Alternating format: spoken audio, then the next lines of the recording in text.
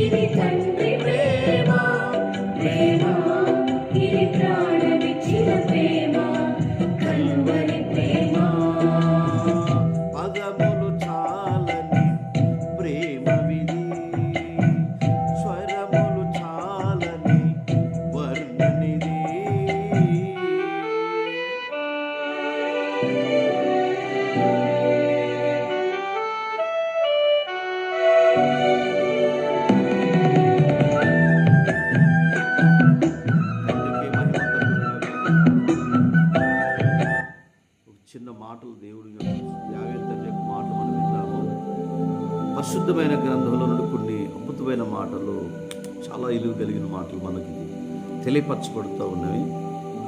ఒక రోజున యెహోవా వారు ప్రయాణమై వెళుతూ ఉంటే మార్కు సువార్త 10వ అధ్యాయం 17వ వచనంలో ఆయన మార్గాన పోవుచుండగా పరిగెత్తుకొని ఒక వ్యక్తి వచ్చి, అయ్యా పరలోకానికి నేను వారసత్వం పొందాలంటే నేను ఏం చేయాలని ఆయన అడిగాడు. అయితే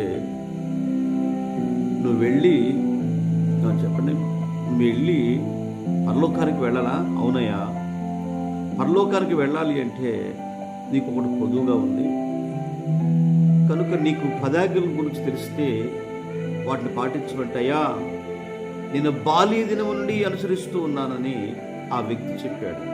ఇదే వ్యక్తి గురించి 3 రాశారు. ఎవరు అంటే మత్తయి సువార్త 19వ అధ్యాయం నిజంగా 16 నుండి 21, 22 వరకు చూసినట్లయితే అక్కడ ఆస్తి గలవాడని రాయబడింది. ఈ మార్కు సువార్తలో యవనస్తుడని రాయబడింది. లోక సువార్త 18వ అధ్యాయం 18 నుండి 23 వరకు చూసినట్లే అతడు మిక్కిలి ధనవంతుడని రాయబడింది. అంటే ఫెరస్ కార్లు ఎన్నో ఉండవచ్చు, మిక్కిలి ధనవంతుడై ఉన్నాడు. ఈ మిక్కిలి ధనవంతుడు, ఆస్తిపరుడు, నిజంగా యవనస్తుడు, ఒక అధికారి పరలోకానికి వెళ్ళాలి అంటే ఒకటి కొదువుగా ఉన్నది కనుక ఆ కొదువును నువ్వు తీర్చుకోమని చెప్పినప్పుడు నిజంగా ఆ వ్యక్తి 10 ఆజ్ఞలు పాటిస్తున్నానయ్యా బాల్యదినం నుండి చెప్పిండు. అయితే ఒకటి పొదువుగా ఉందిరా బాబు, వెళ్ళి ఆ ఒక్కటి పాటించు. ఏంటంటే నీ ఆస్తి అమ్మి పేదలకు ఇచ్చేసి నన్ను వెంబడించమంటే వాడు ముఖం చిన్నపుచ్చుకుని వెళ్ళినట్లుగా రాయబడింది.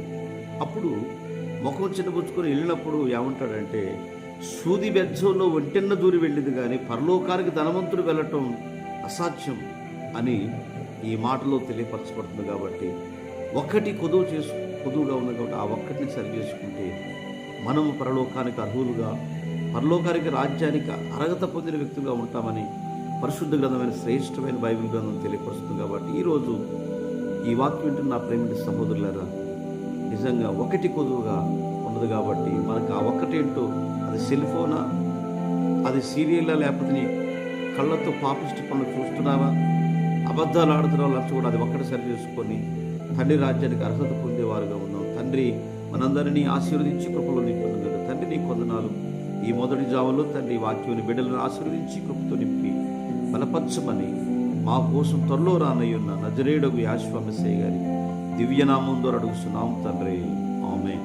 మీ అందరికీ నా ప్రేమపూర్వకమైన షలోమ్ అండి. కార్యక్రమాన్ని వీక్షించిన మీ అందరికీ షలోమ్ షలోమ్.